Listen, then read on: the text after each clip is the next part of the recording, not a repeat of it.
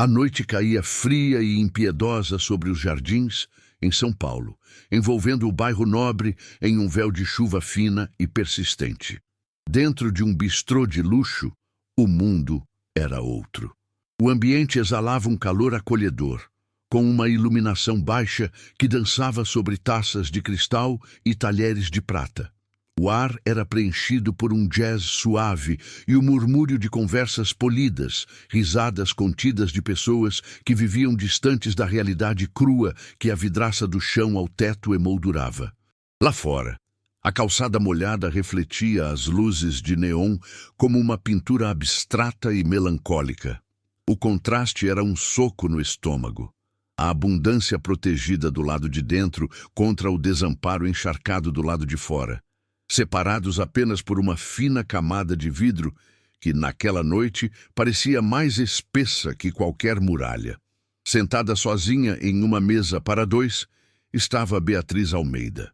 Aos 42 anos, ela era a personificação do sucesso que o mercado financeiro vendia como felicidade. Vestia um terninho de grife impecavelmente cortado, e as joias em seus dedos e pescoço eram discretas, mas de um valor incalculável. Seu penteado era perfeito, sua maquiagem sutil. Contudo, nada disso conseguia esconder o vazio em seu olhar. Seus olhos, que durante o dia analisavam gráficos e fechavam negócios milionários, agora vagavam pelo restaurante sem registrar o luxo ao redor. Ela girava distraidamente a taça de vinho tinto, um gesto mecânico que denunciava a profunda solidão que a consumia.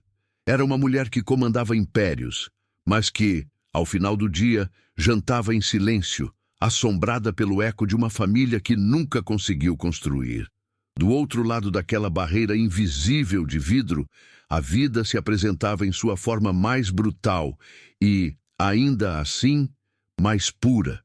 Antenor Reis, um homem de 35 anos com o cansaço estampado no rosto, tentava proteger seus 2 filhos pequenos da chuva. Ele empurrava um carrinho de mão com papelões encharcados, seu sustento e seu fardo. Lucas, de 7 anos, encolhia-se ao lado do pai, tentando parecer corajoso, enquanto a pequena Sofia, de 5, agarrava um ursinho de pelúcia surrado como se fosse sua única âncora no mundo. Seus olhos grandes e curiosos passeavam pelas luzes do bistrô, não com inveja ou súplica, mas com o fascínio inocente de uma criança diante de um mundo mágico. Foi quando os olhos de Beatriz cruzaram com os de Sofia. Por um instante, a menina sorriu para ela. Aquele sorriso não pediu nada e, por isso mesmo, exigiu tudo. Foi um gesto simples, puro, vindo de uma criança que não tinha motivos para sorrir, mas o fez mesmo assim. Para Beatriz, foi como um golpe físico, uma rachadura que se abriu em sua armadura de sucesso e indiferença. A imagem daquele pai, abraçando seus filhos sob a tempestade, tornou-se um espelho cruel de sua própria existência. Eles tinham o amor em meio à miséria, enquanto ela tinha apenas a miséria de sua solidão em meio à riqueza. O mundo de planilhas, lucros e metas se desfez em um segundo, substituído por um impulso avassalador e desconhecido, uma necessidade urgente de agir. É incrível como um instante tão pequeno pode mudar tudo, não é? Se relatos como este também tocam seu coração, inscreva-se aqui, pois é o seu apoio que nos permite continuar compartilhando essas jornadas. Dentro do bistrô, o tempo pareceu congelar. Beatriz guiou a família encharcada até sua mesa, ignorando o silêncio súbito que se abateu sobre o salão e os olhares que a seguiam como flechas de desaprovação. A água que escorria das roupas gastas de Antenor e das pequenas galochas de seus filhos formava poças discretas no impecável piso de madeira, cada gota uma afronta àquele universo asséptico. O gerente aproximou-se, o rosto uma máscara de profissionalismo tenso, mas Beatriz o dispensou com um gesto firme, sua autoridade inquestionável, forjada em anos de salas de reunião onde homens como ele tremiam sob seu comando. Ela não se importava com o julgamento deles. Naquele momento, seu mundo se resumia àquela mesa para dois, que agora, milagrosamente, acomodava 3 novos e improváveis convidados. Um universo de necessidade e esperança, bem no coração da indiferença. Com uma delicadeza que nem ela sabia possuir, Beatriz perguntou seus nomes. A voz de Antenor saiu baixa, quase um sussurro carregado de vergonha e gratidão. Ele contou, em frases curtas e diretas, a história que o levara até ali. A esposa, vencida por uma tristeza que ele não soube nomear, partira sem deixar rastros. O emprego em uma pequena oficina mecânica se foi logo depois, e o aluguel venceu. As ruas se tornaram a única opção. Ele não pedia nada, apenas explicava, como se precisasse justificar sua existência naquele lugar. Lucas e Sofia, por outro lado, não diziam nada. Seus olhos, grandes e atentos, absorviam o calor, as luzes e o cheiro de comida que para eles era mais mágico do que qualquer conto de fadas. Beatriz ouvia, e cada palavra de Antenor era um tijolo a menos no muro que ela havia construído ao redor de si mesma. Quando os pratos fumegantes chegaram, o silêncio foi quebrado pelo som dos talheres. Sofia olhou para o macarrão com frango, como se estivesse diante da maior das maravilhas. E Lucas, que tentava manter a compostura de menino mais velho, não conseguiu esconder o alívio em seu rosto, mas foi o gesto de Antenor que desarmou Beatriz por completo. Antes mesmo de tocar em sua própria comida, ele pegou seu garfo, enrolou um pouco de macarrão e soprou com cuidado, estendendo a primeira garfada para a boca de sua filha.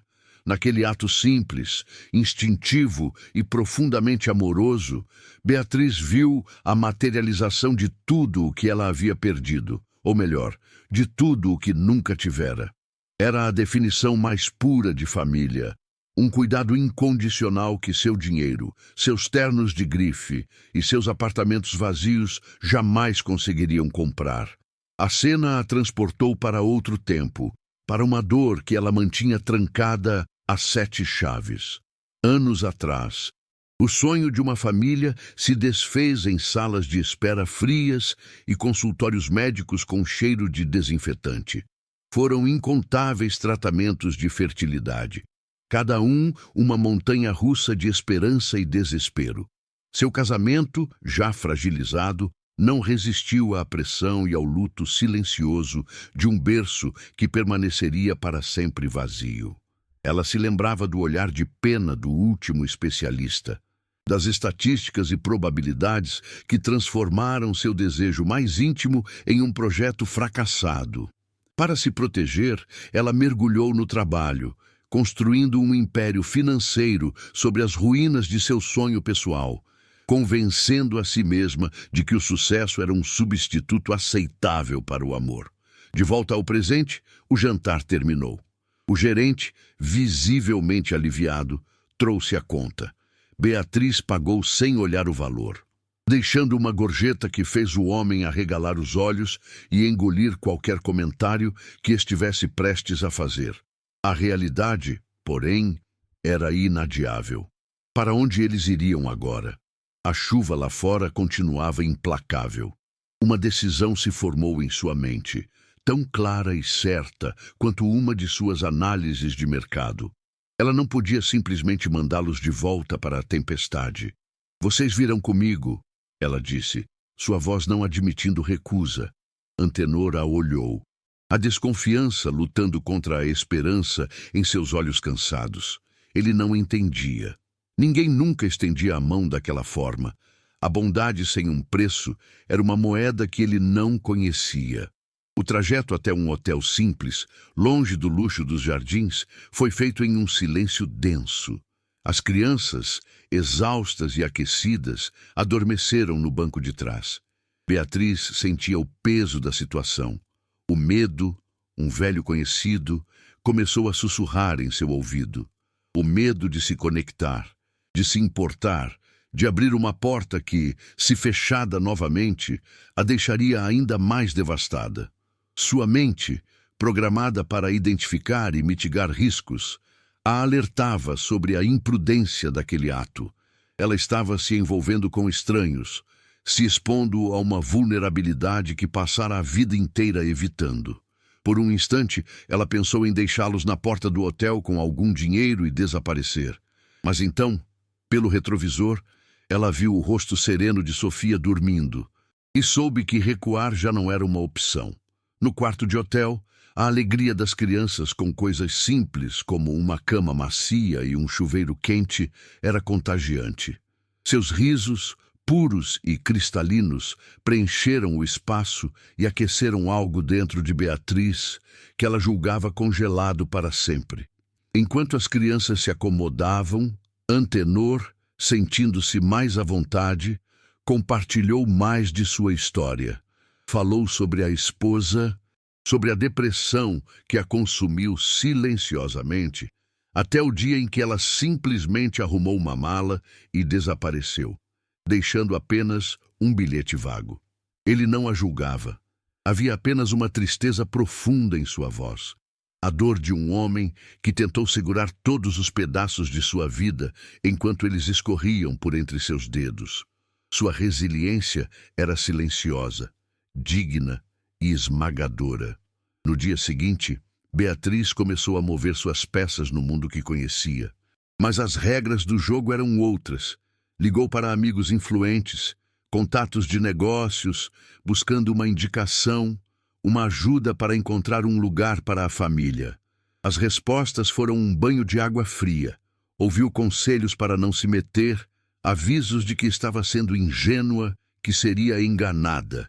"Bia, isso não é problema seu", disse um velho colega, com um tom que misturava preocupação e condescendência. O preconceito era uma barreira invisível, mas sólida. Para eles, Antenor não era um pai lutando por seus filhos. Era um risco, um admirador de rua, uma categoria, não uma pessoa.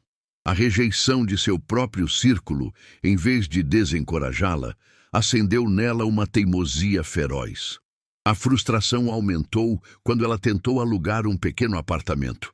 Proprietários e corretores, antes servis diante de seu nome, mudavam de atitude assim que ela explicava para quem era o imóvel. O dinheiro dela era bem-vindo, mas a família que ela queria ajudar, não.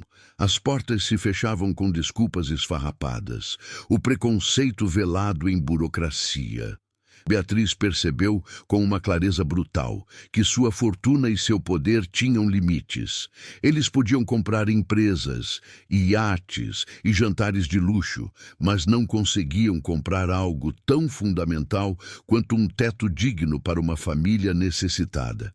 Aquele sistema, que ela dominava tão bem, era projetado para manter pessoas como o Antenor exatamente onde estavam, do lado de fora, na chuva.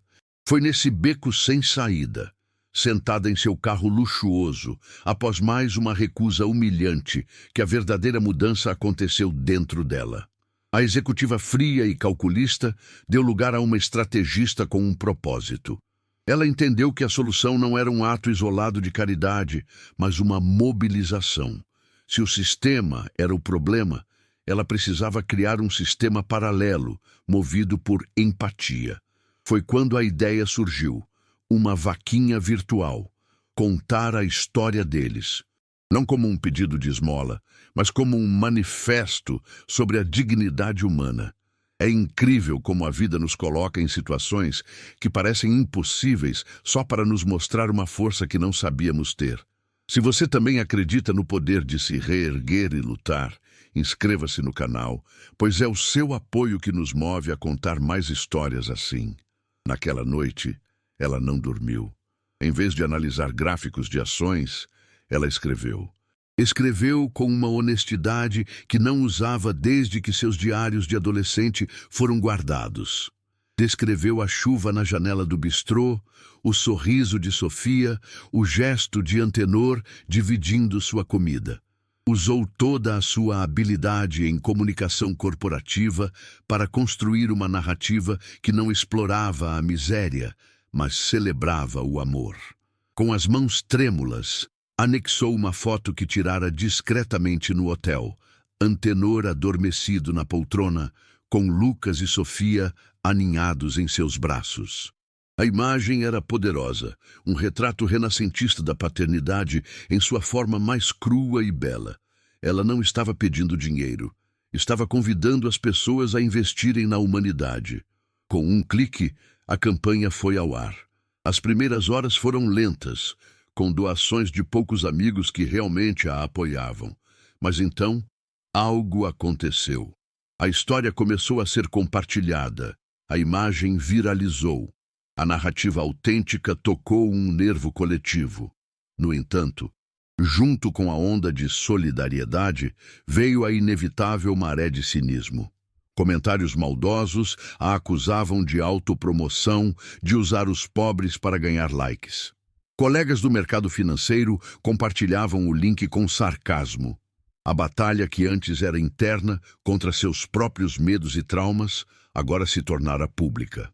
Beatriz estava exposta, vulnerável, mas pela primeira vez em muito tempo, ela não estava lutando por um bônus ou uma porcentagem de lucro.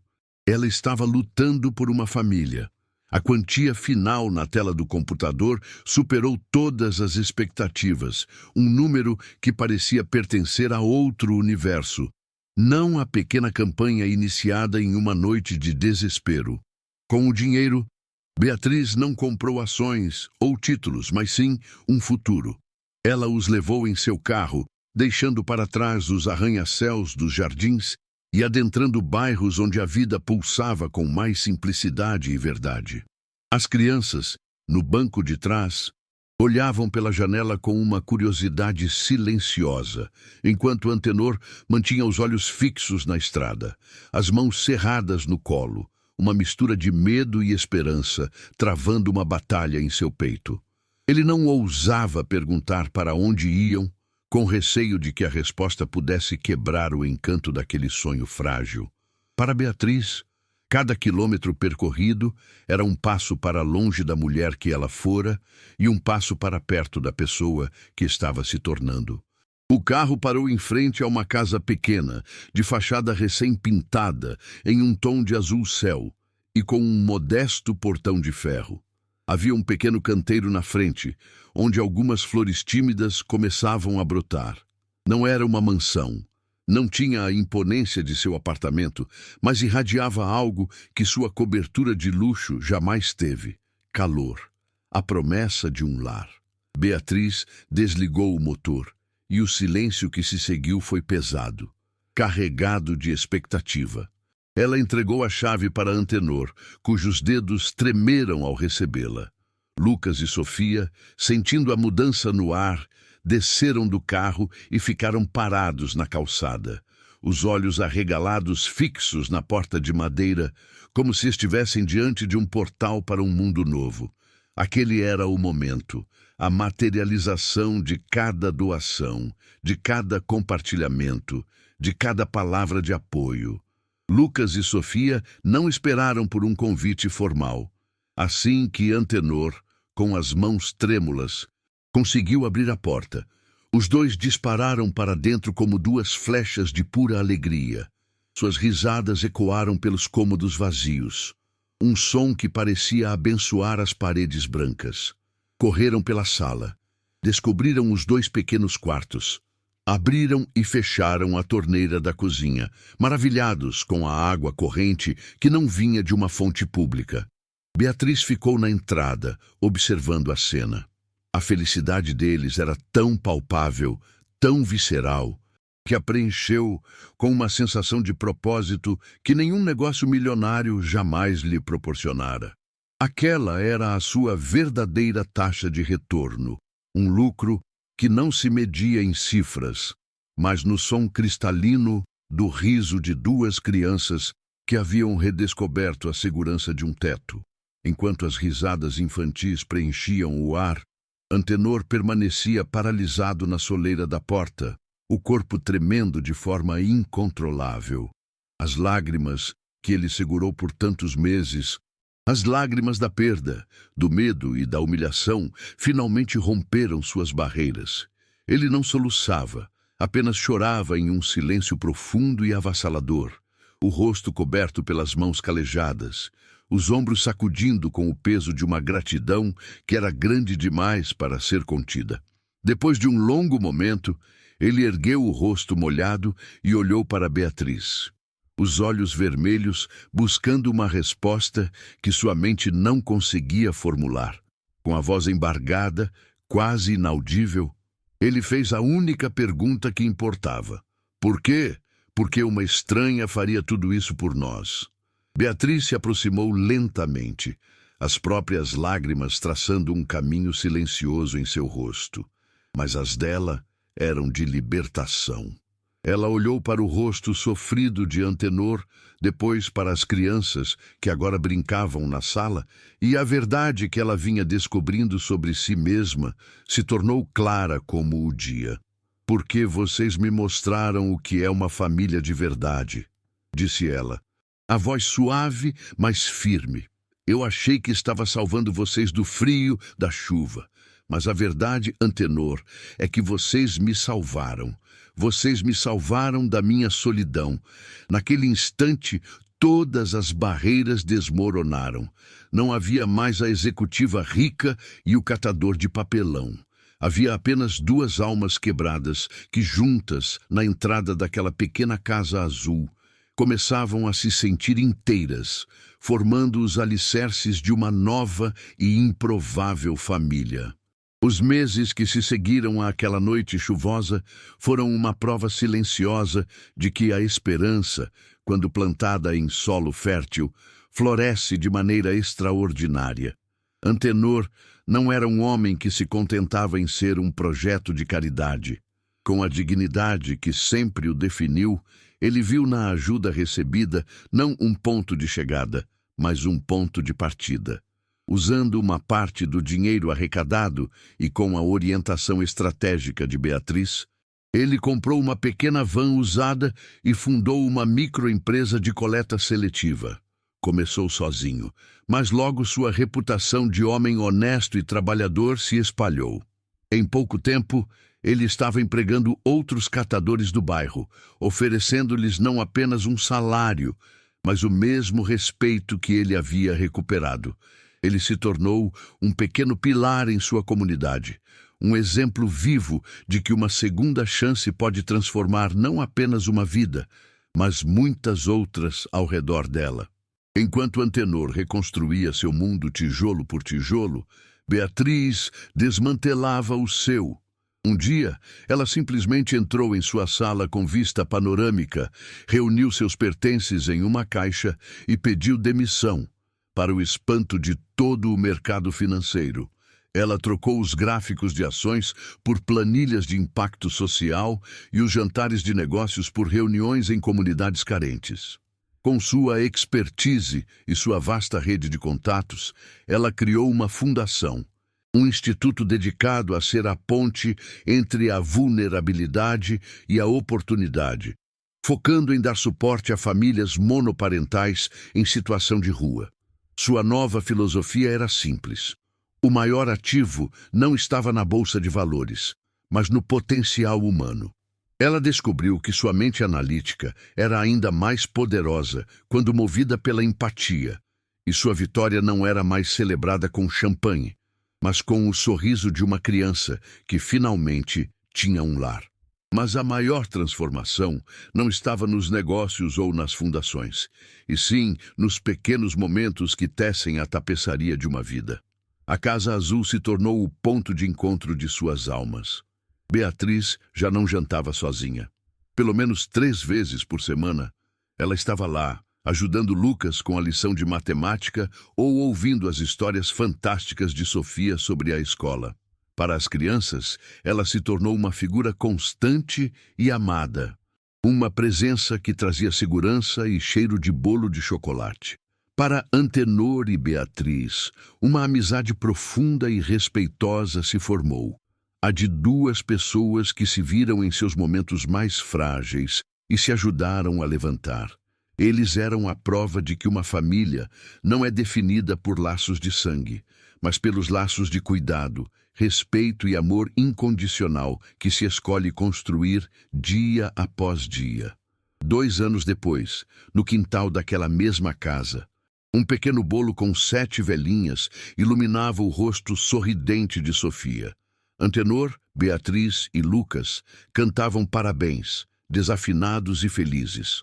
O som de suas risadas se misturava ao cheiro da grama molhada, uma melodia de vida nova.